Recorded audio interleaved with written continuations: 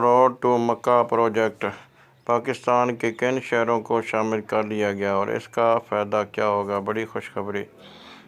اسلام آباد monitoring desk. سعودی حکومت نے لاہور روڈ ٹو اور کراچی کو بھی اپنے روڈ ٹو مکہ پروجیکٹ میں شامل کیا ہے۔ نجی ٹی وی مکہ چینل 24 نیوز کے مطابق سعودی وزیر داخلہ شہزادہ عبدالعزیز بن سعود بن نائف نے اپنے ایک روزہ دورہ پاکستان کے دوران یہ خوشخبری سناتے ہوئے کہا ہے کہ روڈ ٹو مکہ پروجیکٹ میں شامل ہونے کے بعد اسلام آباد کے ساتھ لاہور اور کراچی سے جانے والے حج و عمرہ زائرین بھی براہ راست مکہ مکرمہ ایئرپورٹ پر لینڈ کریں گے اور ان کا سامان براہ راست ان کے ہوٹلوں میں پہنچایا جائے گا۔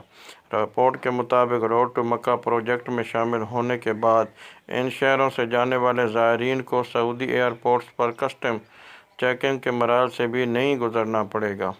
ذرائع کا کہنا ہے کہ لاہور اور کراچی کو اس پروجیکٹ میں شامل کرنے کے معاہدے پر دستخط رواں سال کے حج ایگریمنٹ کے موقع پر کیے جائیں گے۔ واضح رہے کہ سعودی وزیر داخلہ نے دورہ پاکستان میں اپنے پاکستانی ہم منصب شیخ رشید احمد اور وزیر برائے مذہبی امور نور الامین قادری سے ملاقاتیں کی۔